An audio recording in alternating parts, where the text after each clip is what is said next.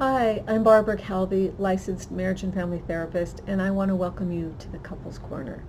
Today is part one in my video series on affair recovery. If you are a partner whose relationship recently feels like it has blown up because of the discovery of an affair, then I have some information I'd like to share with you. The number one question I get asked by couples who come into my office is it even possible to work on a relationship and have come through it feeling good about the relationship after an affair? And based on my 20 years experience doing this work, I can definitely say it is possible. If both partners are committed to the relationship and both are willing to do the work, it is absolutely possible. In fact, well over half the couples I work with tell me after we work together and after they come through the process that their relationship is stronger and better than it was before the affair.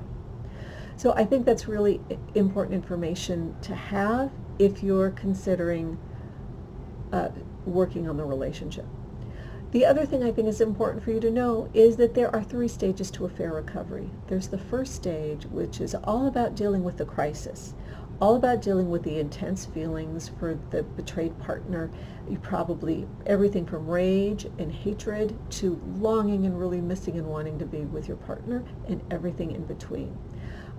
This is the time that you need to be able to make space for those feelings, have a place to process them, whether it's in couples work or individual work, so that you can get back to more of a sense of equilibrium sooner rather than later. And if you are the partner who had the affair and you're really wanting the relationship to work, you might be in your own crisis. You might be feeling fear and terror and anxiety that your partner could suddenly decide to leave the relationship. You need to have a place to deal with that as well. Not only to deal with your fear so that you're less fearful, you can stay more centered, but also so that it does not get in the way of your partner processing their feelings. Sometimes it can inadvertently show up in ways where partners shut the betrayed partner down because they're so scared of them leaving. They think, well, if we just don't talk about it, it will be better. And that's not true. In fact, that's the opposite. That strategy will come back to haunt you and bite you if you really want the relationship to work. The second phase of affair recovery is if there's any ambivalence, this is the time you deal with the ambivalence. This is the time to start sorting through what other parts you're ambivalent about. Can you expect from love? What can you expect from trust? What kind of a relationship would you want to rebuild? This is where you make the decision, if you're not already all in or all out, of whether you stay or not. It is really a mistake to make a decision in the first phase because your emotions are just too raw and the logical part of the brain is not working at optimal levels with that kind of intensity. Now, there are a lot of reasons why people stay and there are a lot of reasons why people might leave, and I'm going to get into those in a different video.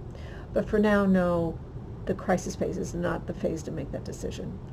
Then there's part 3, and that is where you're really doing the work of rebuilding intimacy and trust and rebuilding the kind of relationship you want to have.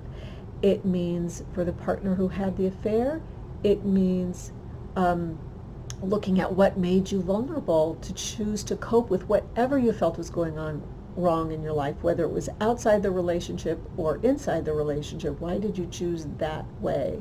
And how can you be less vulnerable to that in the future? If there was a part of this that was a dynamic in the relationship, then it's time for both partners to take stock into what were the weaknesses in the dynamic, what did each partner bring to contribute to the difficulties in the relationship, and learning that cascade of skills that are required for better communication to be able to really tell your partner what you need to tell them effectively and really be able to listen and validate your partner when they have something hard to tell you and not withdraw or get emotionally upset and overwhelmed, because that will make them want to be less honest with you. That could be part of what got you here in the first place. So I hope you found that helpful. There are 3 stages to affair recovery, and I want to invite you back for my second video where I go more into detail about the betrayed partner. And until next time, take good care. Bye-bye.